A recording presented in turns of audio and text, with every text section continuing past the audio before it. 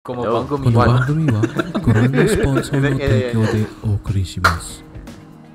Kami natin ngayon. 5 tayo, 5. Hoy, tingnan niyo yung kulay natin. Red, gray, yellow, pink, and white. Super Sentai, di ba? Oo nga, no? Pwede. Di ba? Pwede. Kita mo balat ng kulay? May lalaki na bang Pink Ranger? Meron. Recently lang din. Okay, di ba? Yan. #equality. Anong Ha? Iyon. Ang generation. Don Brothers, 46 team. Puro sila lalaki. Hindi, may isang babae. Yellow yung babae. Dapat babae naman maging Red Ranger, di ba? Oo, pwede. Technically, nagkaroon. Technically. Pero due to special reasons, di ba? Dapat doon nila ilaban yung mga equality sa representation ng mga babae. Alam nyo, ganito diba? pala experience ito, no? Ang sakit sa mata ng ilaw pag wala kang buhok na tumatakip dito. Naluluto yung left side ng pagmumukha ko. Medyo exposed yung cornea mo, no? Buti ako kahit medyo nakaharap talaga, malayo-layo. Malayo-layo. Salamat. Sacrifices must be made. Oo. Ito, kung nang salita, pilipilit mo ako mag-sleep eh. Baliw. Buti mo ang outline lang ako. Ayan, okay na yan. Mais ka na para makita ka rin sa camera. Ayun, so what's up mga pumpkins? What up? Kumusta kayo? Isa na namang umaatikabong episode. Umaatikabong episode ng kwentuhan lang. Wala lang. Yun. Tito tea time, pero mga walang kape ngayon. Oo nga, no? Hindi tayo nakapag-prepare lang. Kasi meron tayong ibang mga ginagawa ngayon. Yung kagaya ni Tito Rapi, tsaka si Tito Edong, gumagawa nung kanilang gym challenge. Nerds. Nerd. Isa pa to. Para siya hindi. Hindi. No, actually, by canon, Superman's son is gay. Canon. Bisexual daw. Ayusin nyo. Baka tayo namang LGBTQ. IA+++.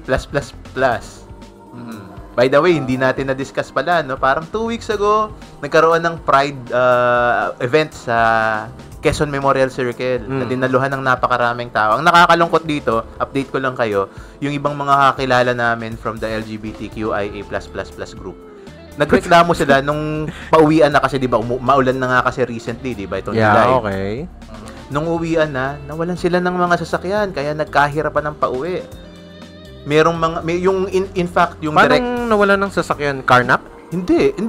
Wala silang masakyan pauwi. Kasi nagka-shortage ng supply ng masasakyang palabas ng QC. Okay. Tsaka na-cancel yung event na yun, yung diba? ibang, kasi umulan daw sa area. Napigil. Merong mga ibang parts ng event na hindi na natuloy. Pero nung bandang umaga meron eh. Andun yung ibang mga artist na dumating. Alam mo, actually, yung event na yun nila, ng mga LGBTs, actually, okay para sa akin yun. Kasi, tinignan ko yung parang news coverage yun. Decent silang manamit. Hindi katulad nung sa Amerika. Yung sa American, medyo nakakatakot para sa mga bata eh. Naalala ko, yan. Kasi Chuck and Larry yan eh. Yung isa lang, di ba, luma na yung sa Chuck and Larry, yung event nila, no? Talagang cosplay to the max talaga eh. No? Tapos mga nakamankini na, para bang, grabe, kita na yung singit. Well, maganda si Jessica Biel doon. Well, di ba? Hindi kasi movie siya. Movie siya. Tapos, wala namang bata doon sa set or whatever. Wala. Parang ganyan. So, parang cosplay ng He-Man and the Masters of the Universe. Oo. But turned to 11, pare. Until we meet again!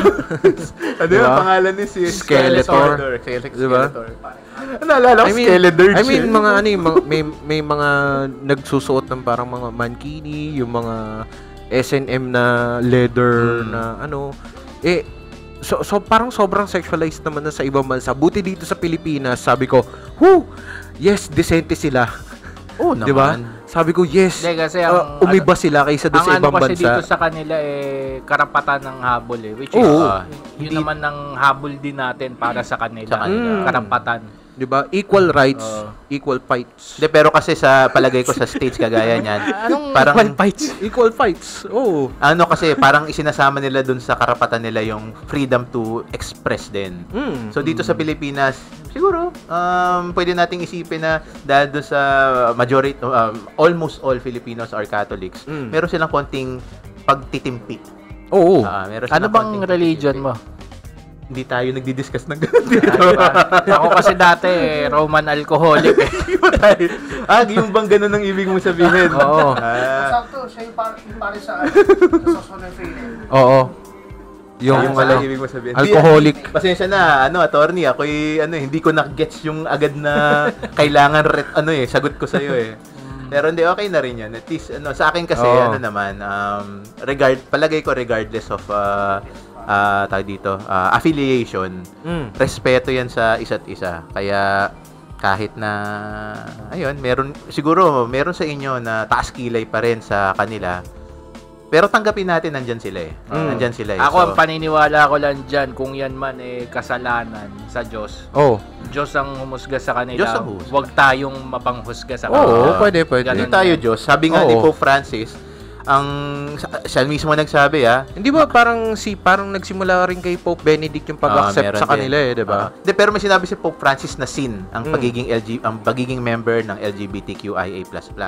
Pero hindi siya against the law. Okay? So, yun, tatandaan po natin.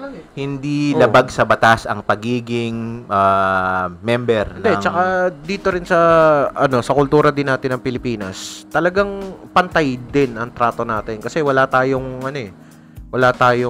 paano ba to? Panglalaki o pambabae na tawag. Tawag dito. Halimbawa, tawag natin siya. Siya. Arguable Tayo, di ba? Parang gano'n no? Parang medyo unisex yung tawag natin. Wala tayong he or she. In fact, sa mga pangalan din natin, gaya ng anak, asawa, mga gender neutral yan eh. Kaya ako, saludo ako sa mga pinagkunan ng salitang Tagalog. At considering na for 3 centuries, Spanish tayo. Oo, Kaya diba? ang Spanish language pa naman, panay ang gender. Puro gender. Well, yun nga ang sinasabi nga ng mga ibang historiador at saka mga linguists na yung pagiging judgmental natin pagdating sa ganyan. Parang na-develop na lang siya dahil nga naging nasakop tayo. Pero kung hindi tayo siguro naging kolonya, which is maraming nag-argue na di na natin siya maiaalis dahil yun na yung nag-build ng kultura natin eh. Pero siguro masarap isipin kung di tayo naging kolonya, ano kaya yung level, yung antas ng pagtanggap natin sa mga LGBTQIA+. Yun yung tatanong, yun yung di ba? Kung hindi tayo naging kolonya, kaso nga lang malamang sa malamang magiging kolonya rin tayo ng kahit sinong hindi man Kastila world power by that hindi man time European, 'di ba?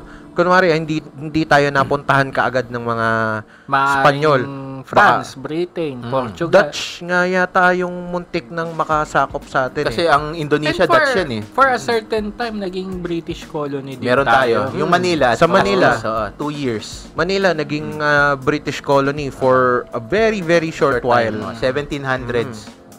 Ang alam ko may ginawa ring attempt ang Dutch. Kaso nga lang, nandito na yung mga Spanish for a couple of years, parang few years na rin ba, baka decade. Nagtulong yung mga Pilipino tsaka mga Espanyol para taboy yung iba pang mga magko-colonize sana. Oo, kahit mga Chinese pirates, sinubukan tayong si Limahong. Si Limahong, tama na alala ko recently. Actually, nabasa nyo ba yung Sucesos de las Islas Pilipinas na annotated ni Rizal? Hindi. Merong may skating. Narinig ko lang yung title nung may skating introduction siya dyan na pag mga praile daw ang sumulat ng history noon, sobrang unreliable. Kasi may mga sinulat daw yung praile noon na sino bang santo yon, si San Miguel ata, nakita daw na galing langit pasugod ng Maynila para so sa anghel sila Limahong.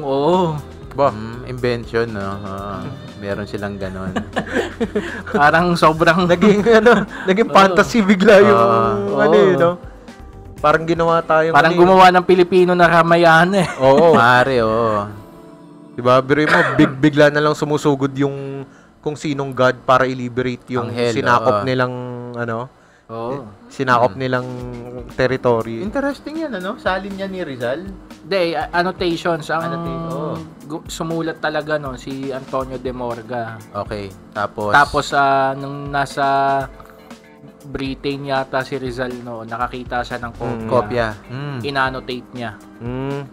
Pero ang cool nun, pucha, dadating si San Miguel lumilip at papuntang Maynila. May naglalagablab nga daw yung Habod! Well, hindi kata-kata yun kasi ang San Miguel nasa Mandaluyong di ba? Oo. Naglalagablab nga daw yung espada habang pababa. Pucha, yung flame sword of heaven, man. Grabe, kakaiba yun. Ayun. So, yun lang. Tapos, ang kasunod na araw nun, yung Beanie Day. Beanie Day. Ang daming umaten nun. Teka lang, paano na-proclaim yun? Wala lang.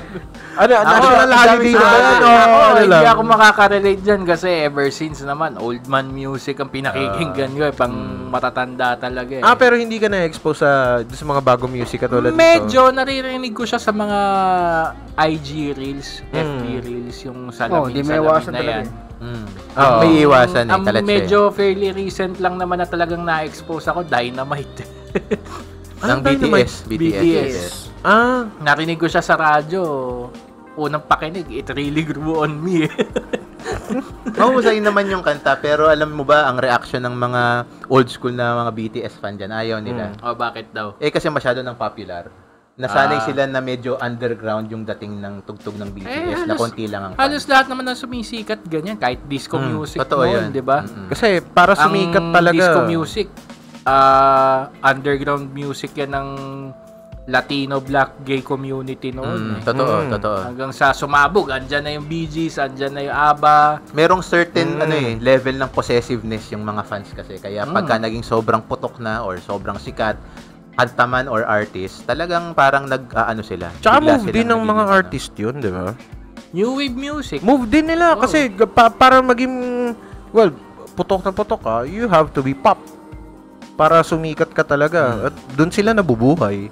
Hinahanap buhay nila. Ang di ba ang alternative rock, yung tama ba yung genre nila Kurt Cobain?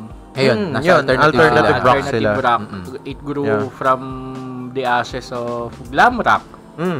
New wave pati. New wave. Merong pinanggalingan niya sa new wave. Kasi ang new wave, underground lang din naman yan ng una, nung late 70s hanggang sa sumikat yung Blondie.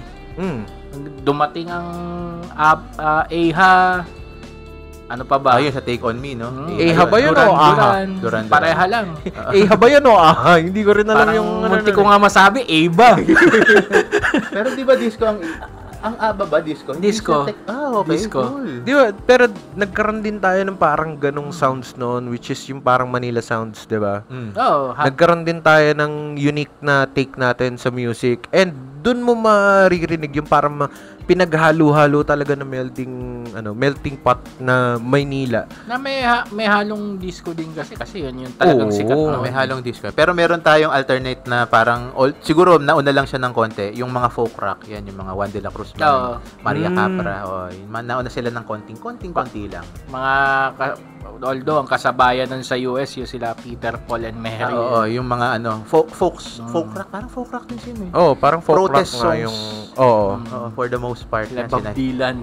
Bob Dylan. Dito sa Pilipinas, meron tayo Ever Bartolome. Yan. Tapos, yung mga music nung araw na yun na saka lang sila nag-evolve, pagulong, nagkakahalo-halo until we get the kind of mixed up music that we have today, di ba? Ngayon, yung Philippine pop, medyo puro indie.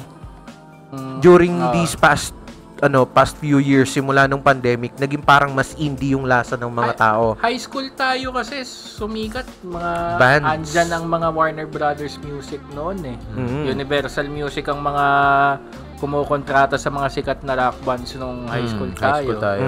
Mga emo, parokya, yan. Ano mga Chico Sai? Diba? Yung mga break-up bands. Mga break-up songs Silent Sanctuary. Silent Sanctuary. Yan. Diba nga, ang dami pang mga sikat na banda na kinover nila yung mga kanta ng Apo Hiking Society. Yung Kami Na Po. Yun, Kami Na Po muna. Meron din yung gumawa naman ng cover ng mga kanta ng Eraserheads, mga banda rin yun ng time natin. Kasi ang Eraserheads nung time na yun, na-elevate na siya sa classic level siguro, kaya gumawa na ng parang cover song album.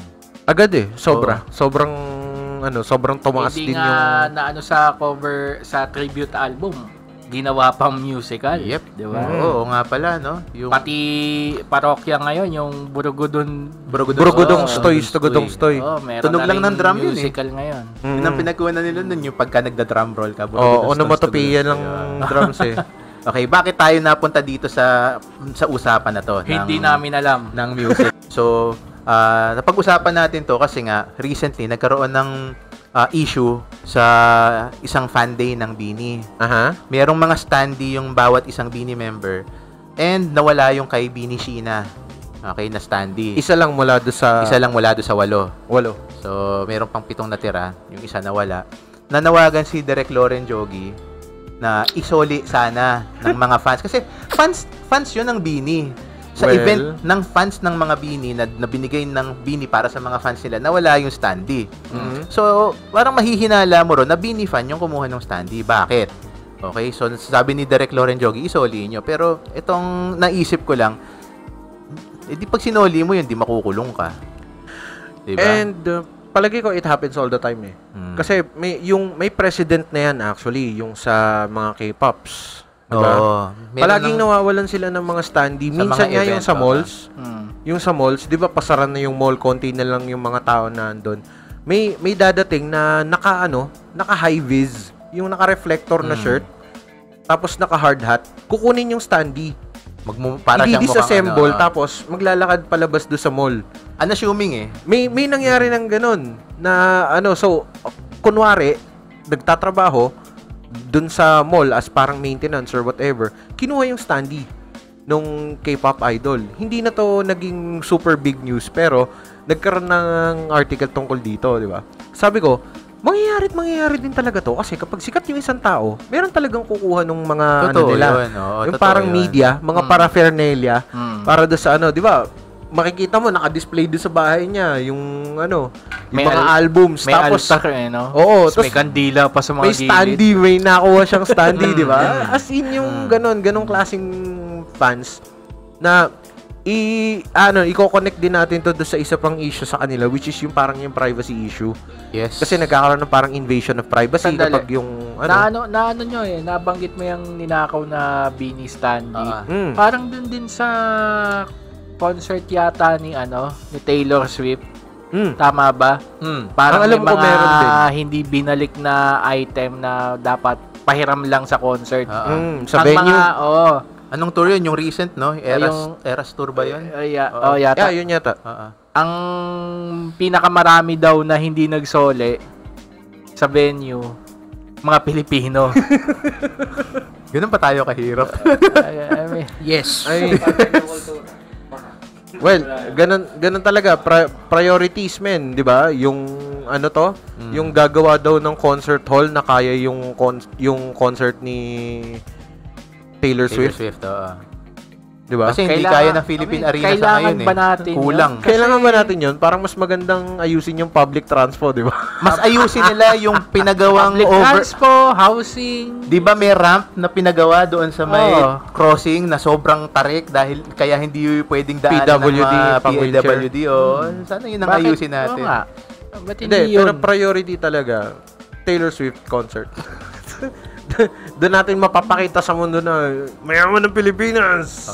Di ba nga parang pinag-usapan pa sa social media, bakit si Sarah Geronimo? Kasi si Sarah Geronimo sobrang sumikat din nung peak niya. Na-handle ni Sarah Geronimo yung ganong mga issues gracefully. Bakit sa BINI hindi daw magawa? Yung privacy issue, katulad nun?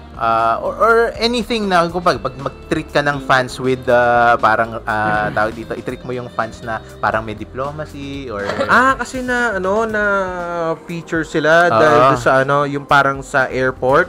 Hindi sa amin po nanggaling ito, nababasa lang po namin ito, nababasa lang din namin mga pumpkin. Pero palagi ko hindi kasi sila sanay pa doon sa fame. Yun nga rin ang naisip ko. Ilang taon ba tong mga BINI? Mga less than 25 years old tong mga batang ito. Diba? At saka, package sila as idols. Si Sarah Geronimo, eventually siguro, sabihin natin, ayoko kasing dahil magagalit sa akin yung mga fans ni Sarah, diba?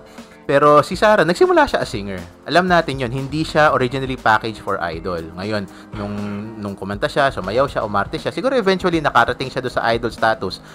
Pero, tandaan natin, ang idol culture nun sa Pilipinas, hindi pa ganun katindi.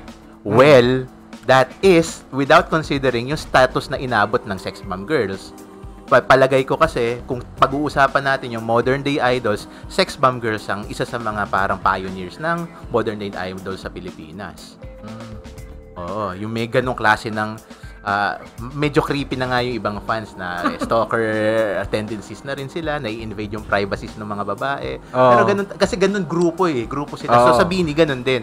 So, malam yun, matuto tayo, palagay ko, hindi from Sarah Geronimo, hindi natin pwedeng kumpara si Ma'am Sarah sa Bini na isang solo versus group. Oo, hindi mali yung kumparahan po na yun. Ikumpara natin siya doon sa mga naunang grupo sa kanila. Ayun, Sex Bomb Girls, at saka nga yung EB Babes na nilabas dati before. Ang daming naging issue ng EB Babes na naalala nyo. Hindi naman porket na idol ang tawag sa kanila, isasantabi na lang natin yung pagiging tao nila. Private person, Kailangan din nila ng me time.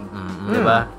Kasi trabaho nila, yung pagiging idol, trabaho yun. Pagka, diba, 8 hours lang ang oras ng trabaho, mga pumpkin, mga tito ng at iba. tita. Oo. Ng iba. So sila, hindi nila 24 hours na trabaho ang pagiging idol para sa inyo. Meron silang sariling oras, 16 hours ng oras nila sa buong araw, ibigay nyo sa kanila. 8 hours lang sila idol. Siguro that comes with the occupation. Di ba, kumari, politiko ka. Di ba? Parang kapag nasa labas ka ng office mo, pwede ka pa rin makilala ng mga tao kasi kilala ka talaga di ba? Pero kasi public service yun eh. Meron din naman kasing maaring simpleng hi hello lang, di ba? Oo. I mean, hi hello lang, di ba? Pero kasi meron syempre yung mga fans na gustong makalapit. Di ba? Makakuha ng picture. At saka, palagay ko naman, ang Bini naman, di naman sila nangampanya para iboto sila para maging idol. Itong mga government official, binoto, sila, kampanya sila. Hindi, sumikat nga lang din talaga sila to the point na nakaka-attract sila ng mga fans na hindi kayang kontrolin yung mga sarili nila. Katulad nga global following sila Katulad nga doon sa K-pop, 'di ba? Yung mga kung tawagin saseng, 'di ba? Yung mga crazy fans. Yung mga stalker fans din na hindi rin nakaka-recognize ng mga privacy ganyan. Siguro high time na rin para matuto yung mga Pilipino na i-respect yung me time, yung solo time and yung privacy ng mga celebrities na inaano nila, which reminds me, naaalala niyo yung mga Aldab Nation. Isa pa yun. Oo, sobra yun. May mga parang nagkaroon na ng relihiyon. Meron silang delusion, 'di ba? Na totoong real life na mag-asawa sila and then merong anak, 'di ba? Parang ganon. Which yung anak daw tinatago. Yung anak daw tinatago sa stage ba o sa kung saan? Oo. Kakaibang conspiracy theory yun. Part 2 ng episode. Last time. Mas malupit kaysa sa Mang showbiz conspiracy, hindi ko na forte yan. Hindi ako masyadong mahilig sa ganyan Marites conspiracy yan In short, yung mga ganyang klase ng mga fans, yung mga obsessed na, get a life. Diba? Oo, tsaka kulang lang yan sa sa libangan, sa trabaho. Try nyo ring minsan din sana makita nila kung ano yung ginagawa nila. Try nyo mag-Tinder, maghanap din kayo. Diba? Grindr, pwede kayo. Daming Grindr.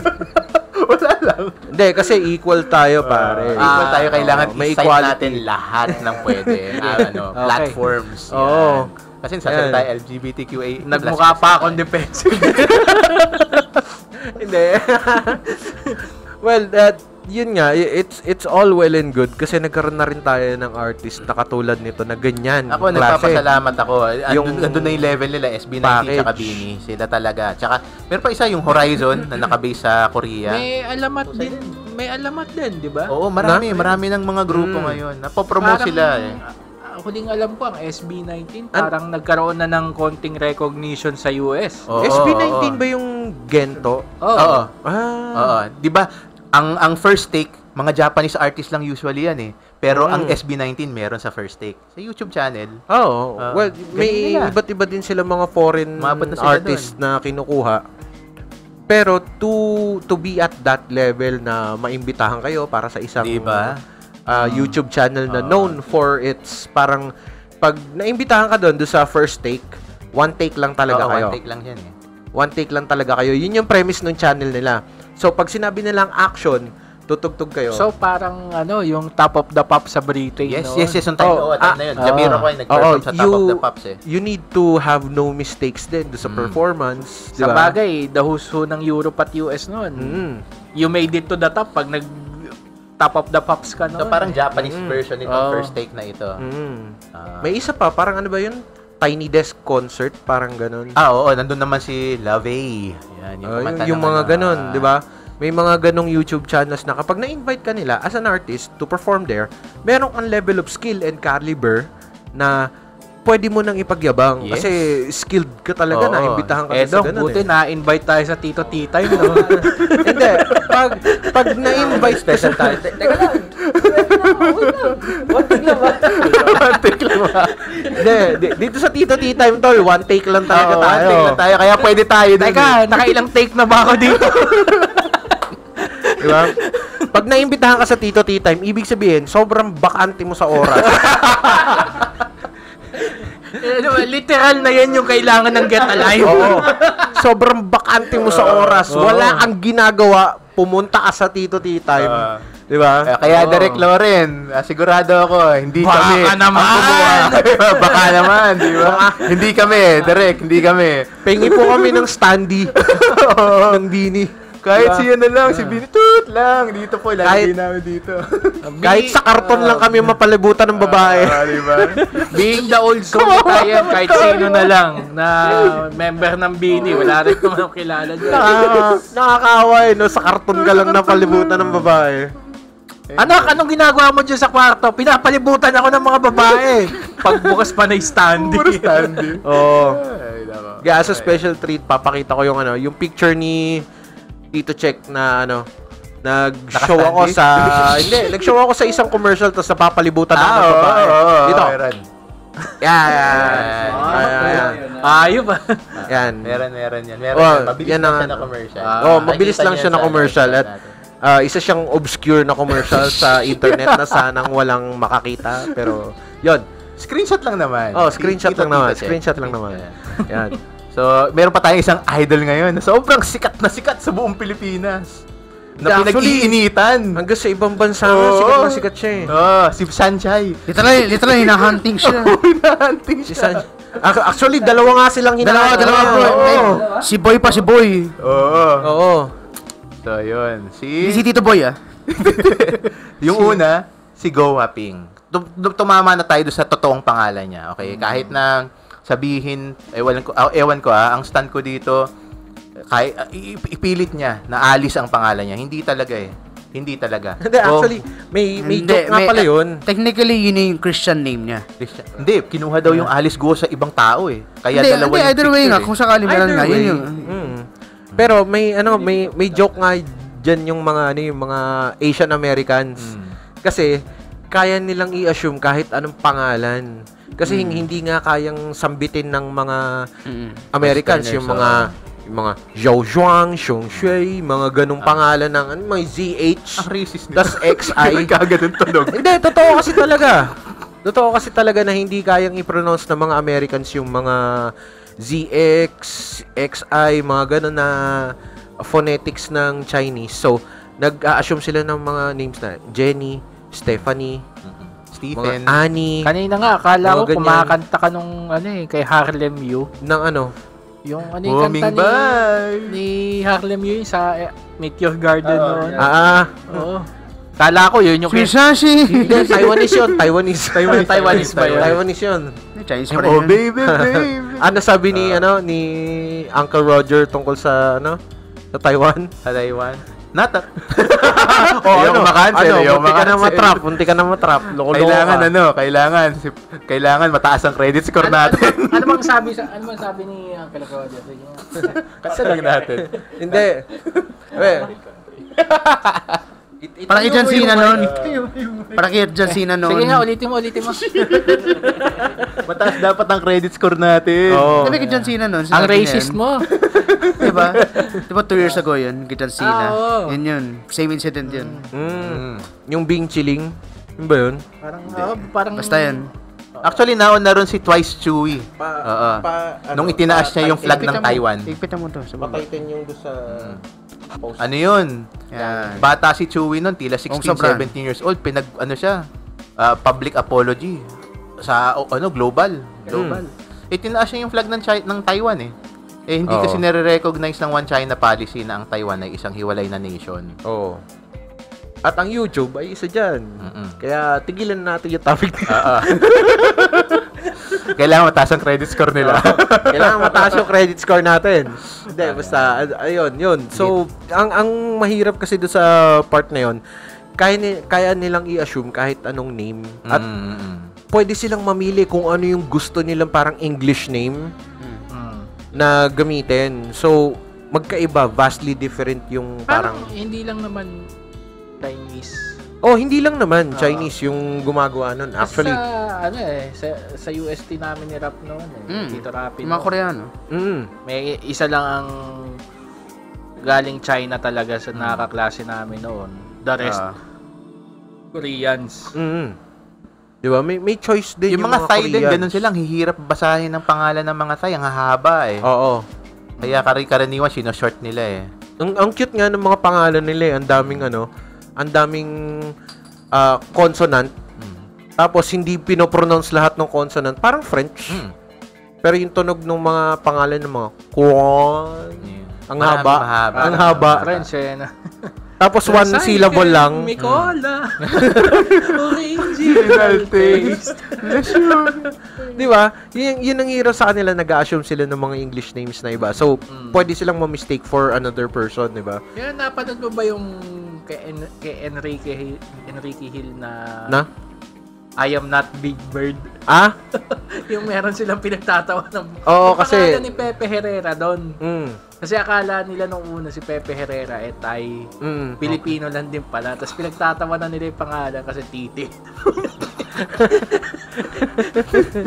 Ano ito? Pangalan yun Hindi yun pangalan yan. Pangalan daw yun. Ano Thai? Thai na pangalan. Wala naman sa kanilang ibig sabihin yung salita na eh. Pero dito meron. Ako hindi ko napanood yung movie pero napapanood ko yung mga trailers. Yung pelikula ni Enrique Hill. I am not Big Bird. I am not Big Bird. Kasi parang ano ba yun?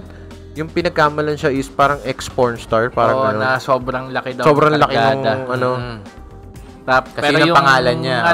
Yung karakter talaga ni Enrique Hill doon. Maliit yung kargada. Baliktad doon sa pangalan niya. Which is, living up to the Filipino stereotype. Di ba? Living up to the Filipino stereotype yan, tol. Daw yun eh. Ayon kay sinong comedian yun yung sa Silicon Valley na lumabas din sa basta yun. Basta yun. Di ba? Yung sabi ang hirap. Ang hirap ng yung sa line ng joke na yun. Well, mabalik tayo do sa dito sa idol ng lahat. Okay. Magugulat kayo, 2003 daw siya dumating dito, Tapos meron siyang naglabasan na yung mga class picture niya from Grace Christian Academy. At merong mga classmates siya from grade 1, 2, and 3 na nakilala siya doon sa class picture na yon.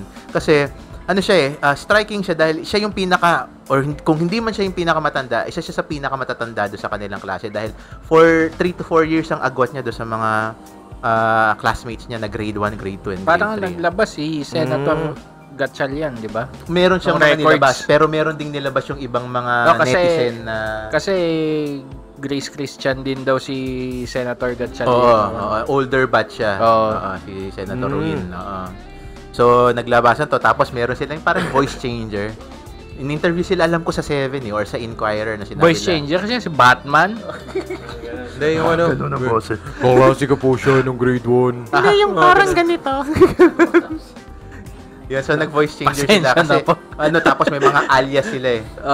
Sabi nila, may naalala nga siya, si Waping daw ang kanyang pangalan.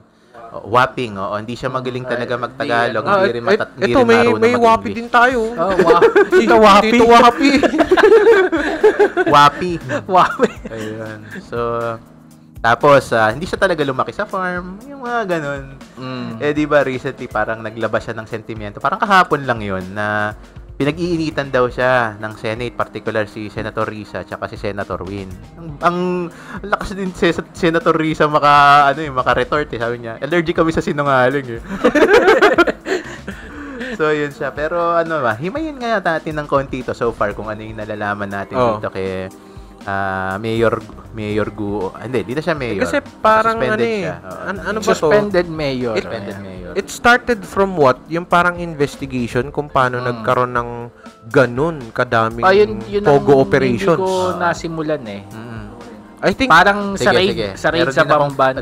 I think it was parang brewing even a few years before the pandemic.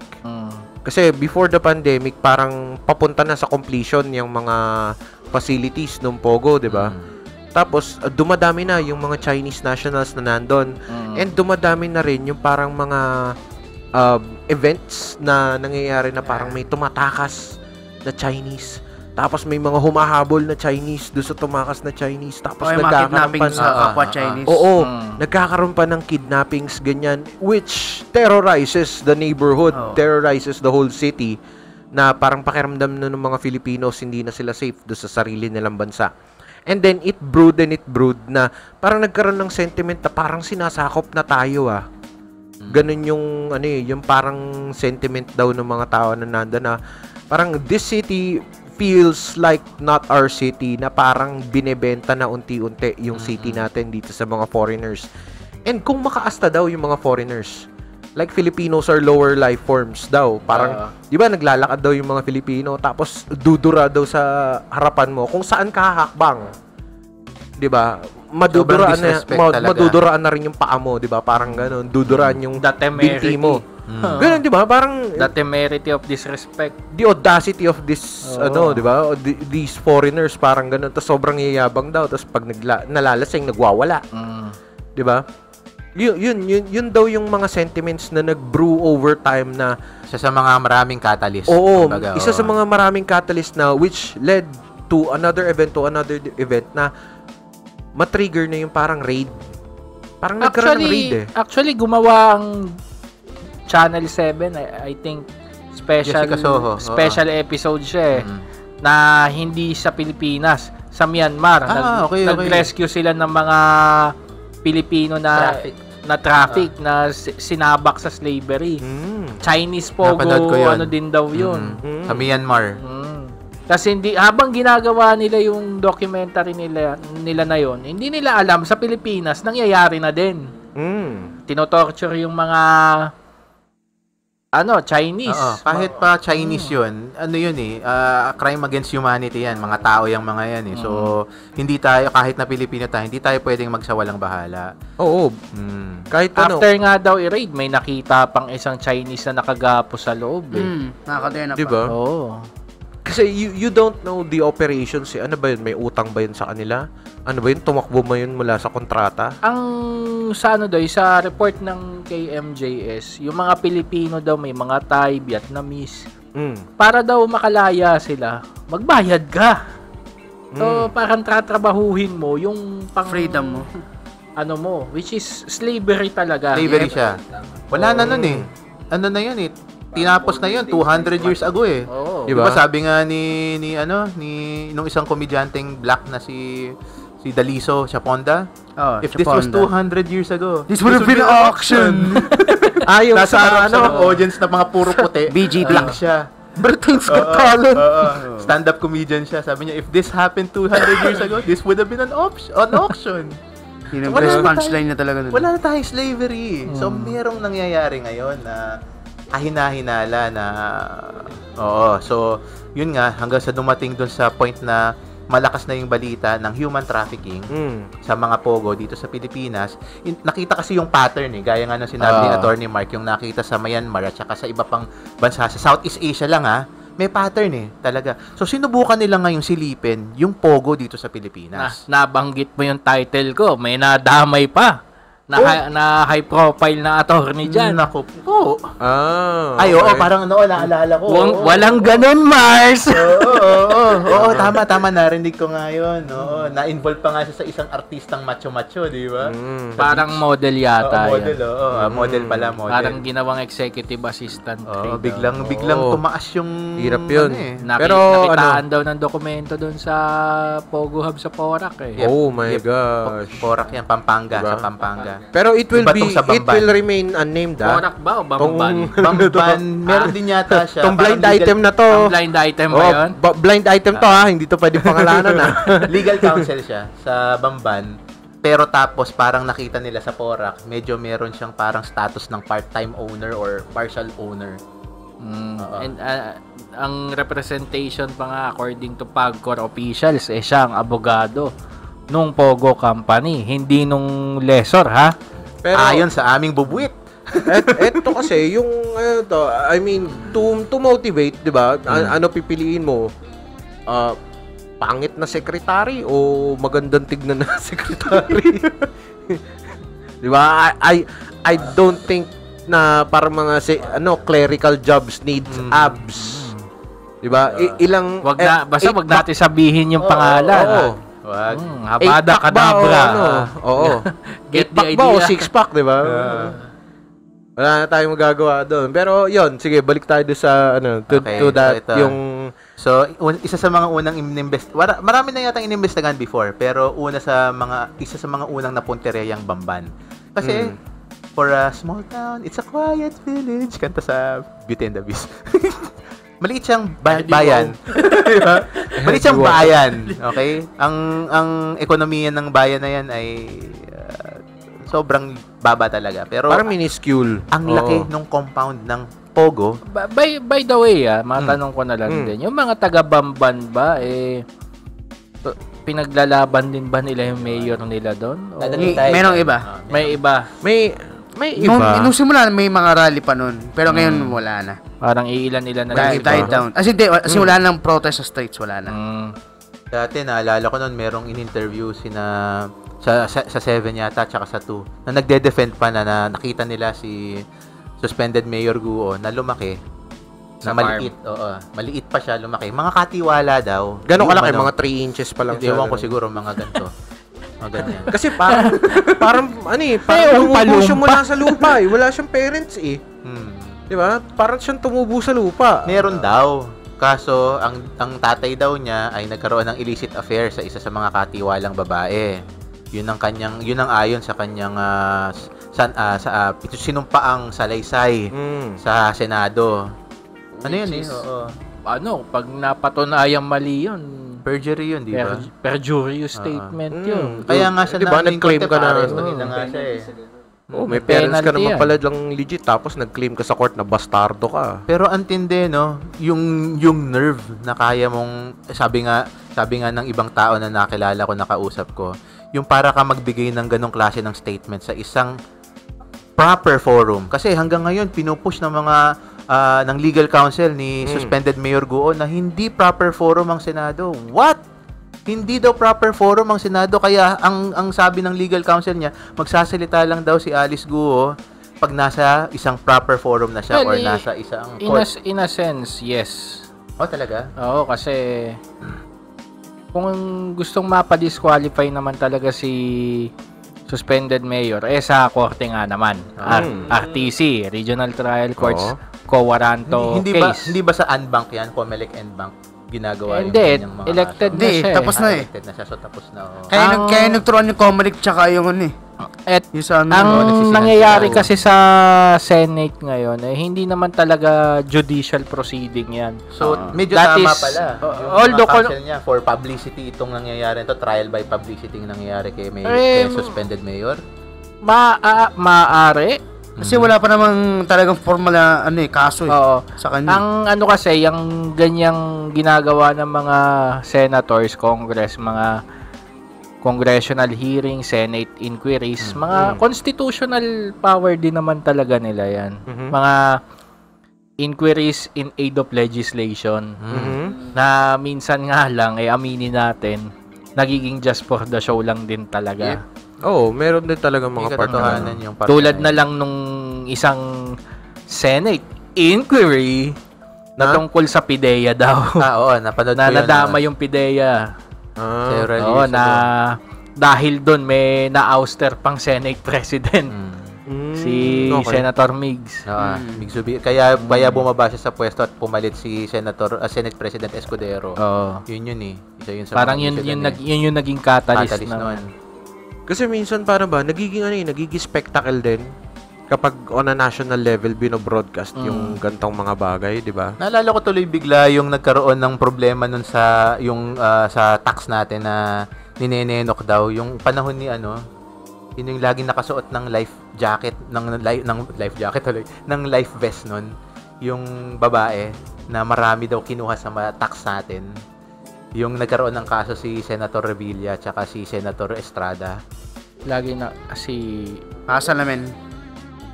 Nakalimutan ko na rin Senator yung Leila. De Lima.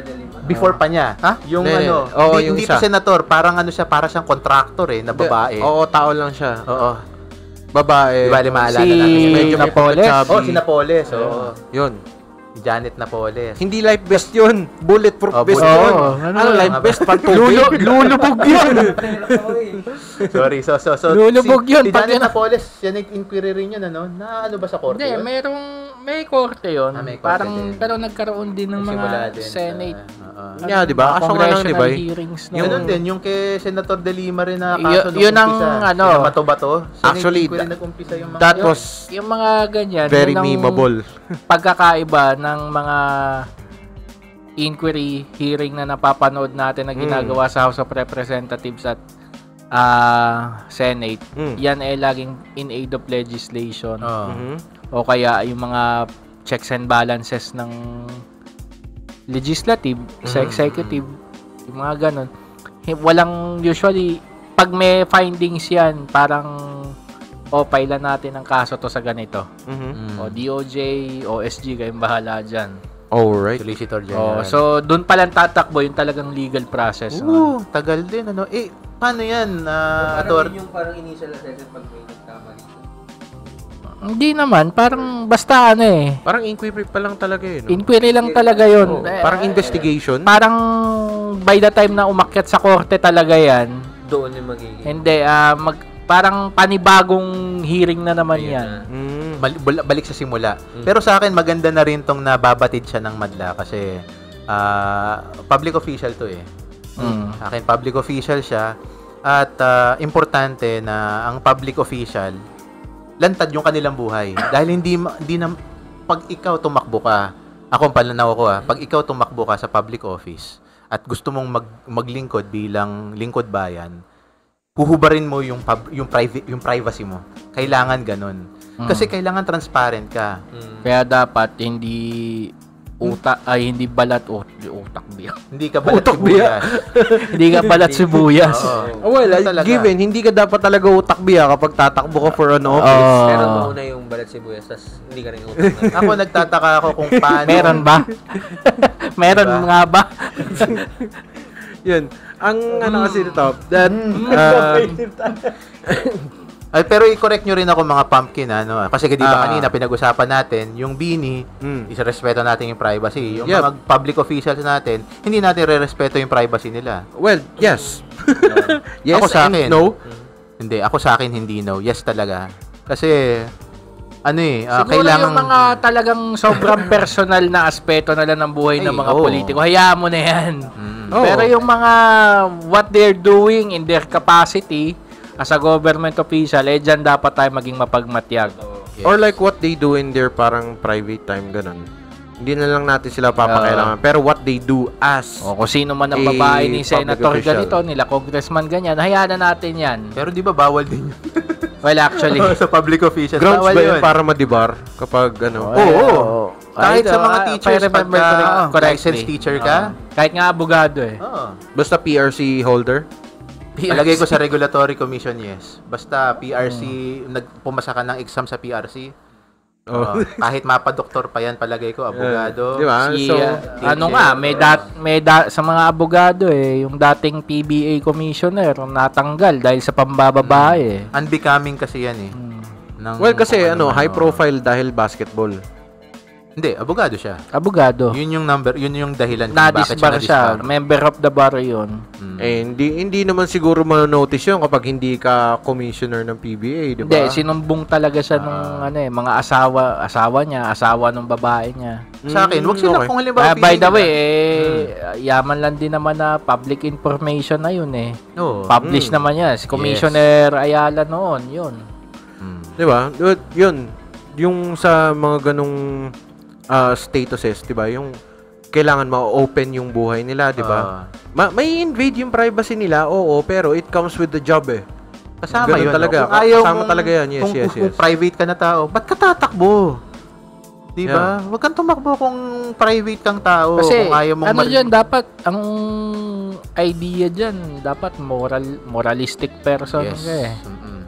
So, ayun. Hindi pwedeng hindi ka naman pwedeng walang hiya na alam ng tao eh, sino boboto sa'yo? Well, maraming boboto ng gano'n. Nangyayari pa rin naman. But by idea, dapat, hindi ka ganon. Diba, we should know we voted someone crazy enough to parade, diba? Yung mga nauhuli nilang criminals and to boast about the dead criminals in their district, diba? Yun yung inaano ng ICC.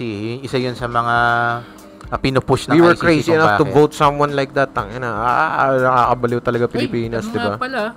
Yung nga palang kidnap murder case na nangyari. Saan? Noong 2016, dun sa isang Korean national sa Pilipinas noon,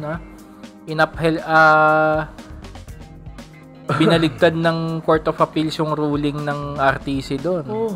Ang ginawa, ang ruling na ngayon ng CA, kulong yung mastermind. Kasi sa RTC, hindi daw wala daw kasalanan. Wala daw siyang kinalaman, Ngayon, talagang nagkaroon daw, sabi ng CA, may misappreciation of facts and evidence yata talaga. So, merong parang attempted na cover-up sa kanya, no? That I cannot say. Kasi hindi natin hindi ko nabasa ng buo. Nakita ko lang sa press release ng Supreme Court yun sa kanilang IG account. Hindi ko alam yun. Pwede nating mabasa yung kaso na yan sa di ba? Public domain. Tingin ko accessible naman yun. Ilalabas naman yun. Usually kapag tapos na. Siyempre. Kasi alam ko noon ang Court of Appeals, ang rulings niyan, pinapublish din talaga noon. Pero napakatagal ng panahon na yon. Backlog. Hindi. As in, matagal nang tinigil yung publication in book format. Kasi pumunta kayo ng mga library. Sa mga law section, may Supreme Court reports annotated. Yun yung mga desisyon ng Supreme Court nilalabas. Malaki-laking section yan sa library. Napakadami nun eh. For public record talaga. Parang yung pag nabasa mo yung mga volume 1 nun, hindi pa Republic of the Philippines, United States pa nakalagay eh. Panahon pa ng Commonwealth. Wala tayong ganun ng panahon ng Kastila, no? Parang wala eh. Parang wala, no? Kasi nga, di nga tayo member ng Spanish Court eh. So, yun. Pero yun, magandang bagay siya na wala naman tayong konstitusyon noon. Hindi tayo democratic noong time na yun. So, noon lang panahon ng Commonwealth. Kumbaga, ang government of the Philippines noon is ruled by special laws, not by a constitution. Diba? Yung mga progress of things in the Philippines, parang medyo wild din eh. Actually, sa ibang bansa, wild talaga. Diba? Yung saan ka nakakita na running for re-election pa lang, sinubukan ng i-assassinate, di ba? May sugat ba siya? Sa tenga yata eh. Sa tenga yata eh. And the things that people saw na ilang minuto na siyang binibidyohan ng mga tao, sinisigaw ng mga tao na, oy, may tao dun sa bubong. Pero English to kasi American. Parang, oy, may tao sa bubong, sinisigaw nila. Kasi obvious na obvious. Tsaka bawal yun eh. Kahit yung mga tao lang sa audience, nakikita nila kasi puti yung bubong, tapos parang naka-gray. Gray, basta dark color siya. Parang, parang ang fishy niya. Ako rin, fishy yung pakiramdam ko sa kanya. Opinion ko lang medyo naman. delay pa yung pagpasok ng Secret Service niya. Opinion lang. Actually, kasi running for re-election to eh. No, alam ko there was a statement na I think no one is that stupid to kill Donald Trump kasi try and no. They will only make a martyr out of the person eh. Oo. Kasi kung talagang binivilify nila tong si Trump, hindi na nila to iboboto eh.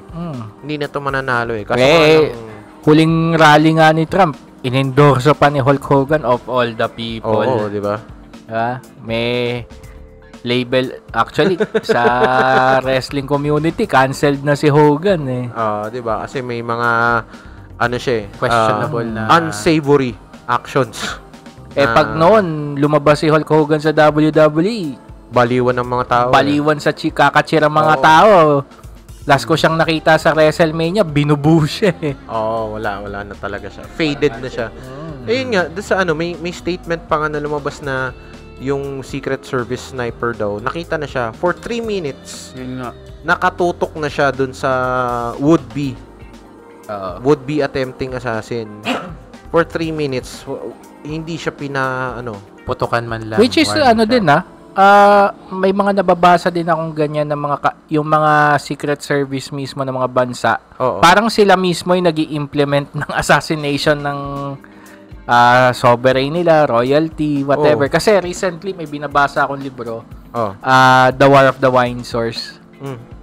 May nabasa Windsors. War of the Windsors. Basically tungkol siya sa away ni King George VI tsaka ni King Edward VIII, yung nag-abdicate na hari. Tapos ang point of view noon during World War II, which is sa history nga naman ng World War II, medyo obscured part yon. May nabasa ako doon na si Edward VIII is may sumubok daw na mang-assassinate sa kanya. May recently discovered files according sa author na yung MI5 daw ng Great Britain, alam na nila beforehand na may susubok na mang-assassinate kay Edward VIII. Okay. Parang ayaw nilang pigilan kasi halos yung mga royal courtiers, yung government mismo, and even the Church of England doesn't like Edward VIII to be the king. Sobrang irresponsible daw. Tas meron din subsequently na yung pagkamatay naman ng kapatid ni Edward VIII tsaka ni George VI, si Prince George, Duke of Kent. May parang may conspiracy theory din na baka MI5 din yung nag-implement ng assassination. Yun ang rumor. Kasi si Prince George daw bisexual at may Nazi leanings din daw katulad nung kuya niya. So, kung titingnan sa, di ba, Church of England yan, kahit na humiwalay sila technically, yung Anglican Church sa Catholic Church, meron paling leaning siya towards sa dalawang gender lang. So, against siya sa bisexuality. And then, syempre, Nazi kasi, parang hindi kasi namatay si Prince George at the height of the war. Tsaka, parang everybody, ang reason daw siguro kung if ever na inassassinate man si Prince George is to avoid the embarrassment na ma-blackmail si Prince George. Bisexual ka, pro-Germany ka, kumampi ka sa amin, pilitin mo yung hari nyo ngayon na makipag kay Hitler. Magkakaroon ng leverage against that new kasi ruler. kahit yung mga German leanings ni King Edward VIII noon, itinago yun hanggang sa na-release yung Marburg documents sometime in the 1950s eh. Which is pretty hard kasi kumbaga kailangan talaga nilang itago yan. Would incur parang yung wrath ng public eh. Di ba? Baka mag-incite na ng rebellion against the considering na yung British royal family noon may halo talaga silang German heritage. Tsaka mga magpipinsan yung mga yan, yung mga European leaders, magpipinsan yan eh. Bago maging House of Windsor. Ano yan eh, House of Saxe, Gotha, Coburg. Yun yung pangalan ng house nila. Nagpalit nga siya kasi World War I, panahon ng tatay ni Edward tsaka ni George. VI. Si George V. pinaltan House of Windsor para hindi English. daw Talagang English na yung ano. Oo. Parang gano'n. English. Kasi sila mga although may mga kings. nag-argue, hindi mo daw masisisi si Edward VIII kung bakit siya naging pro-German.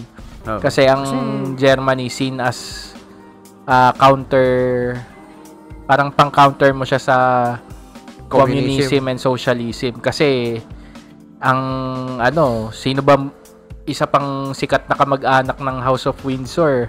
House of Romanovs ng Imperial Russia. Russia. Sinong pumatay sa mga pinsan nila? 'Di ba mga Bolsheviks? Ayun. 'Di ba? Yung naman nila, yung internal conflict naman nila na nandun yung nagdi-dictate ng mga motions nila in times of war, 'di ba? Ito, delikado na rin kasi pag if you look at it at the world level, may mga motions yung mga iba't ibang bansa na katulad nun, yung at war ng Ukraine tsaka Russia.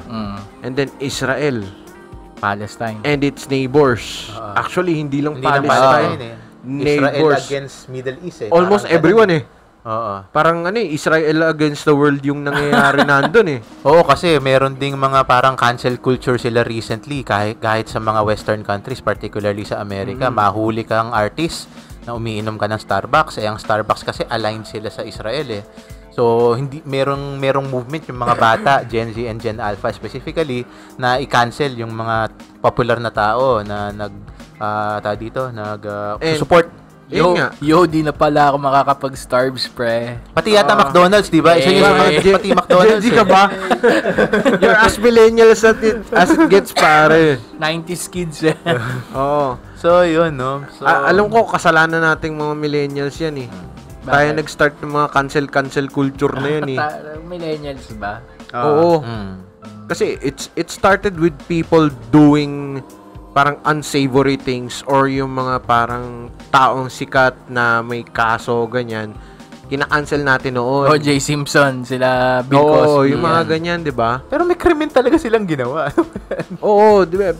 Pero it started with our generation. Ang, kasi niyan, yun yung counterculture natin. Parang yun yung punk. Di ba? Rock in general. Nung mga earlier generations, yun yung mga counterculture natin. Alternative Pero rock ang nga. ginawa Kinounter niya yung glam rock, di ba? Kaya nga, pero ang ginawa ng mga, nga ulit tawag sa kanila, mga Gen Z, tsaka Gen Alpha, wineponize nila yung cancel culture because everything revolves around parang social media these days. And to be looked in a bad light sa social media, doon magsisimula yung death ng fame mo, death ng relevance mo. Bakit sila Logan Paul at sila Jake Paul? Hindi natin may iwasan yan dahil marami talagang tumatangkilik doon sa mga gawa nila. Champion pa nga sa WWE si Jake Paul ngayon. Unless they get barred from media, palagay ko hindi sila mawawala, hindi sila mag-fade into obscurity. Unless na may gawin silang heinous crime siguro. Palagay ko yung... like Hitler. Yeah. So, parang elevated naman pag Hitler kagad. Di ba? Di ba parang meron ka lang isang madisgrasya, di ba? Parang okay na yun. Krimen na yun Di ba? I mean, dahil nakapagbanggit na kayo ng dictator, di ba? Yung mga anak ng mga ugaling diktador dito sa Pilipinas naghiwalay na. For show lang daw yung nila, di ba? Unity! Ang hirap nun. Hindi na sila unity. Hindi na, wala na. Umalis na diba? nga sa cabinet Alam mo, may kapitbahay kami na sobrang heartbroken. Nung lumabas yung, I shit you not, swear. Totoo talaga to. Pinunit niya yung poster nila na magkasama, ng Unity. Green and red. Totoo talaga, nakita ko. Mamaya, sasabihin namin sa'yo. Patapat ba? May poster sila ng Unity, pinunit niya. Nakita ko sa basurahan nila, split in two. Pare, yung Unity, nila, sobrang heartbroken talaga niya. You traitors, you broke my heart. Parang gano'n yun. Ewan ko ba, alam niyo sa totoo, you could have seen that coming. Sobrang obvious naman niya. Diba? Na campaign stunt lang siya. And people believed it. Parang sila yung masasarap sabihan talaga na it's not that we told you so, but we told you so. Oo, di ba? Pero ang ano ko na lang dyan there's no point in rubbing salt to the wound. Pero masarap pa rin talaga sabihin that Hindi we told kasi you so. ginawa din nila kasi yun. Na nag-rub salt sa wound. Na, natalo kayo. Naloko kayo. Sige, sa last topic na. Speaking of presidency, yung president, di ba? Yung ano niya, yung spiritual advisor niya din. Oh my God. Isa pang idol yan. Dalawa yan Dalawa yung main antagonist ngayon ng Philippines. Teka, may naalala ko, may laging sinasabi tong si Tito Rapi. Naalala ko yung leader na to. Ano bang, ano yon yung tatlong pinakamalakas na business sa Pilipinas. Tama. Ano nga yun, Tito Rapi? Pakiulit. Ano ulit yan? Pinakamalakas na business sa Pilipinas. Tatlo. Ayan. Top 3. Top 3. Ano yung sa? Drug Lord. Drug Lord. Drug Lord. Siyempre. Lord. Gambling Lord. Siyempre, Pogo na. Di ba? Pasok natin. Sa pangatlo, na walang tax. Oo. Praise the Lord. Oo. Yun talaga. Kasi religion has no tax, di ba? Yes. And where do your funds come from? From the people. Oo. Di ba? Mas malala pa yun. Face to face yun. Oo. And ang dami namang ganyan na mga... And I was hearing na parang mandatory yung mandatory daw yung pagbibigay ng pera. Yun ang sabi ng iba. Meron kasing support daw sa Bible na may nagsasabi. dapat daw magbigay ka mandatory lalo na kasi ang pero religion. Pero nakita ko lang sa Bible is magbigay ka ng kung ano ang naaayon sa puso mo. Oo, kung ano ang naaayon sa puso mo. Pero New Testament yun. Alam ko sa Old Testament, meron siya talaga yung tinatawag na ikapo. 10%. Kasi siyempre, nung time na yon need mo magbayad. Nung time na yon ang mga leaders kasi. Kasi tanda mo, sa Old Testament, spiteful yung God. Sa New Testament, merciful God. Mapagmahal. Kasi na-oust yun dati, tapos, I don't know, nag-therapy yata siya. Ganun ulit, yung last week din.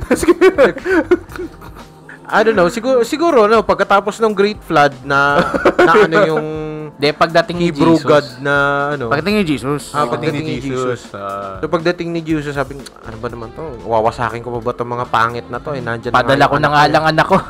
Diba? Tambay lang to dito Diba? At dahil pinadala niya yung anak niya dito sa Pilipinas. Diba? Oo. Appointed son of God. Oo. Diba? I mean, ano ba yun? Talagang divine providence ba talaga yun? Parang pinanganak ba siya pag gising niya, 'di ba? Sabi niya, wow, I feel holy. Oo. 'Di ba? Ano 'yun? Naisikay ba siya mula sa anong sumagasa sa kanya? Suicide Squad isikay. Diba? Meron na. Meron siya. I mean, ano ba 'yun? Naisikay ba siya para pagmulat niya dito sa Pilipinas? Shit, sa Japan man lang sana ako na ano yun? reborn, di ba? O nga pala, speaking of isikay, di ba nag-boom siya ng pandemic, di ba? Kasi nga lahat ng tao wala mapanood, lahat pinapanood, kung ano mahal lumabas. Tapos yung mga trunk companies daw ngayon sa Japan, nagkakaroon ng bad rep. Kasi nga pag nasagasaan ka, may isikay ka. I mean, dahil sa mga yung sorry sa bad words, pero yung mga suicidal nga. Ng mga yung mga tumatalo. Sorry ka dyan pag nagmumura ka, hindi sorry. Hindi kasi nga suicide usapan, pre. Okay. That's quite sensitive. Sensitive. Kasi nga, nangyari naman talaga siya nga ngayon. Pero yung nga, iba nga, kasi nga, sobrang sila ngayon, sobrang depressed nga. So, yung iba, tumatalon daw. I don't know, either way. Kasi nga, for the, sobrang, sa mga pinapanood ng anime, baka sana maisikay daw sila sa magandang buhay. Parang ganun. So, naniniwala sila na pwede ibang ganun, naniniwala. Okay. Parang, nadikit nila yun May ganun nga talaga May ganung happenings ngayon. Well, yun. Doon sa, 'di ba, naisikay siya dito sa Pilipinas, tapos inappoint niya yung sarili niya as the son of the Almighty, di ba? Appointed son. Appointed son. Owner of the universe. Siya daw ang huling paperman ng kaligtasan nating lahat. Ilang copy ba yun? Well, maraming saan siya pipirma? Doon sa triplicate ba o sa Basta panatakyuhan ba? Kaya naniwala mga tao sa kanya kasi nung sinabi niya kay Vice Ganda na ipapasara niya ABS-CBN, nangyari. Di ba bugado si Duterte? Pinataro niya, pre. Tapos ano nga ulit yung sinasabi niya? A can clock is right twice a day. Parang ganun. Di ba? So, yun, di ba? I mean, baka may nalalaman na rin siya tungkol doon sa pagpapasara ng ABS kasi close siya doon sa nagpasara ng ABS, di ba? Siyempre. I mean, Pwede nating maano yan. yeah, tapos parang nag-uusap-usapan sila doon sa parang kasi isang show nila doon sa ano ba to?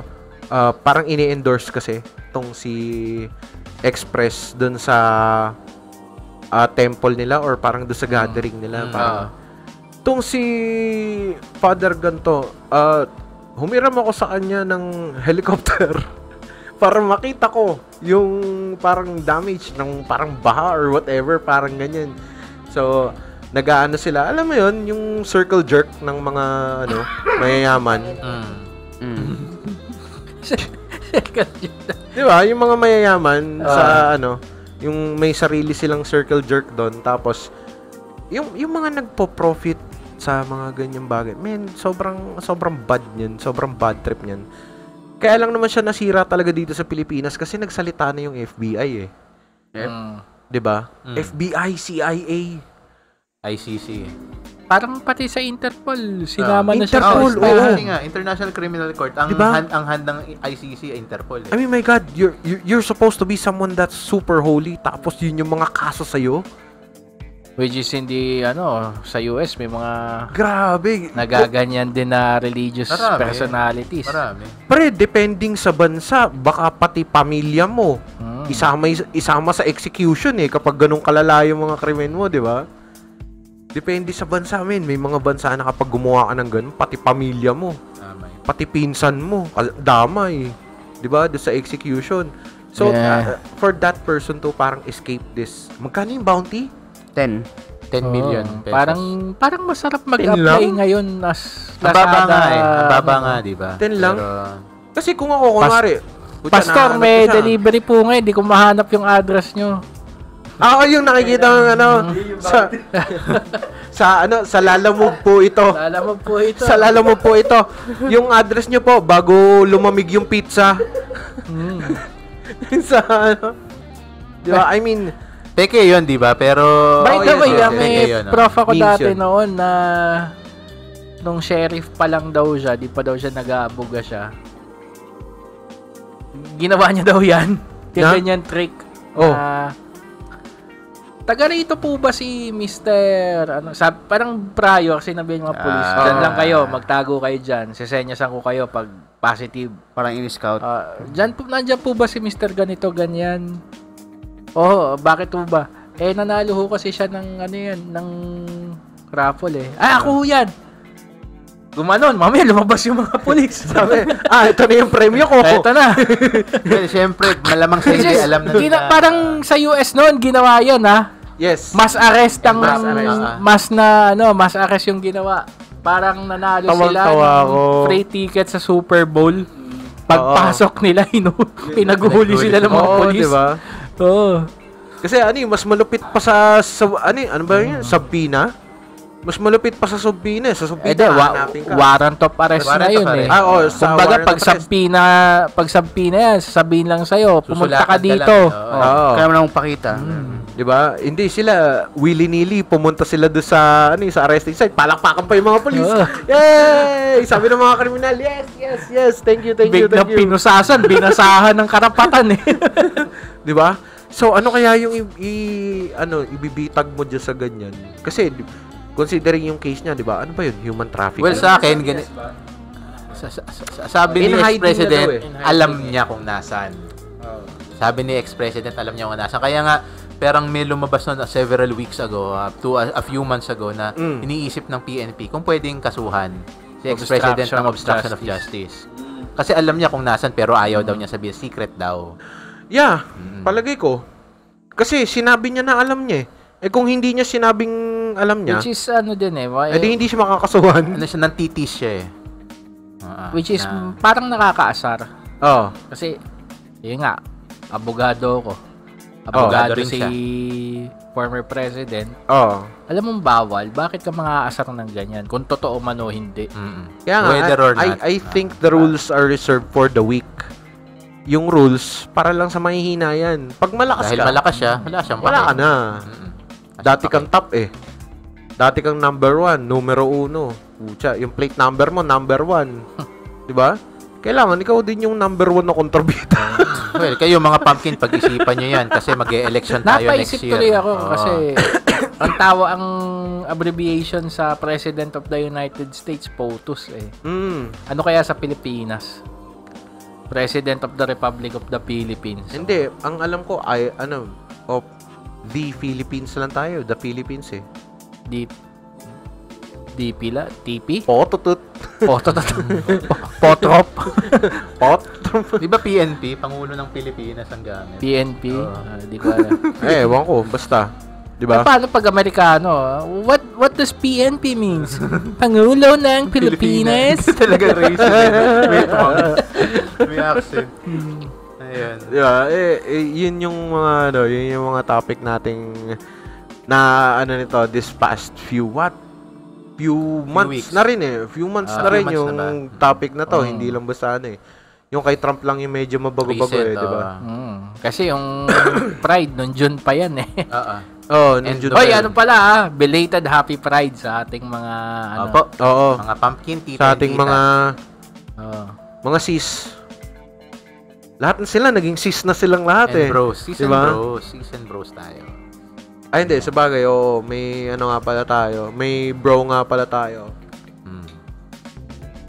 May bro nga pala tayo na watching over us. So, yun, medyo rin tayo, medyo exposed din tayo doon sa mga ganyan eh. Oo, tawag nga natin doon sa bro natin pare. Hindi natin siya tinatrato as babae kasi hindi niya nakikita yung sarili niya as babae, parang ganoon eh. So, Sabagay ako, may kaibigan din akong gay naman. Putang ina, pag inaway yun, makikipagsuntukan ako para doon eh. Diba? May ganun din. Yung mahal din natin yung mga Mahal natin sila. Walang mga plus. Ang dami na nila masyado eh. Hindi ko na rin mabilang. May recent siguro nga na, dapat gumawa sila ng unified word. Meron ngang recent na diba? chismis daw. Lalagpasan daw niya yung 26 letters ng English alphabet tsaka yung 28 letters ng Filipino alphabet. So, kasama na yung mga imaginary numbers. Hindi, mga Greek letters at tsaka yung galing sa Sumer. Ito lang ito ang hindi ko talaga magets-gets na concept, yung mga non-binary. Pasensya na kung mumukhang ignorante ako sa inyo, pero pwede nyo rin naman akong i-educate. Hindi ko lang magets kung bakit may they, them. Mga ganon. Kasi nagbabago na yung meaning eh. Lalo sa mga bata. Yun nga, yung naalala mo, parang Webster Word of the Year, ano? I think they should have parang invented. Parang sinubukang gumawa noon ng ng gay dictionary kaso madali ring na obsolete. Kasi kasi it's evolving sobrang talaga. Dynamic ng Bilis, gay lingo. Teka lang, gay lingo ba ng ibang bansa to o gay lingo ng Pilipinas? Parang si Boyabunda daw yata gumawa. Pre, gay lingo ng Pilipinas, ilang oras pa lang obsolete na yung copy mo kasi may naiimbentong bagong mga terms. Di ba? Hyper dynamic yan. Di ba sinubukan din nila gumawa ng yung gender neutral na pronoun sa mga Pilipino? Yung Filipinx. Yung X yung dulo. Hindi, kasi Philippines. yan eh. Hindi Filipina, Filipino, tsaka Philippine X. Hindi, Filipinx. sa mga taga-US yan, yung mga parang yan, may Filipino heritage. Filipino heritage pero hindi which is talaga yung- sila Filipino dahil hindi sila tumira dito or ang lumaki dito. ang tawag pa nila sa atin noon, mainland Filipinos. Mainland Filipinos? What the fuck? Pag pumunta sila dito, Pilipino sila. I mean, Diba? paano magkakaroon Hindi ng natin mainland sila Philippines? Yung i-discriminate. Philippines nga mismo archipelagic country tayo. Oo, di ba? So, wala tayo nasakop na ibang country. Oo. Unless kung sige, yung mga Actually, dalawa lang ang maglalaban na mainland, Luzon o Mindanao. Yun lang yung malaking islands unless yung mga yung mga embahada ng Pilipinas sa ibang bansa, yun under international law, considered as extension of our territory yun. Kaya ang biro kapag pumasok ka ng US Embassy, nasa Amerika ka na. Hindi, kasi ganun talaga yung nasa bansa. Hindi, ganun daw talaga yun. Ayun, ganun din naman sa mga Philippine embassies natin. Pag apak mo doon, nasa Pilipinas ka. Diba? Yung mga batang ganun hindi nila maintindihan what living in the Philippines is like. Kasi parang reaction noon dito sa atin hindi yan ang pinaka-problema natin dito. Hindi yan pagiging Philippines na yan. Solusyonan natin yung mga totoong problema, di ba? Yung mga more pressing matters. Hindi nyo alam kung anong talagang pinagdadaanan namin dito. Kayo, pinanganak kayo na may healthcare na. Pinanganak kayong may green card, ha? Huwag kayong yung iba sa atin, nagpapakahirap pang kumuha ng AFAM para magka-green card. Kayong matik lang. Yan nga yung sinasabi ni Alice Guo. Bakit daw siya pinag-iinitan? Mas marami raw problema ang Pilipinas. Kasama siya doon. Actually, kasama siya doon. Kasama siya doon.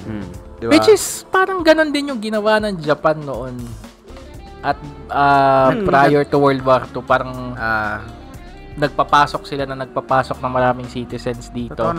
And when war was declared against US by the bombing of Pearl Harbor. Parang sleeper cells.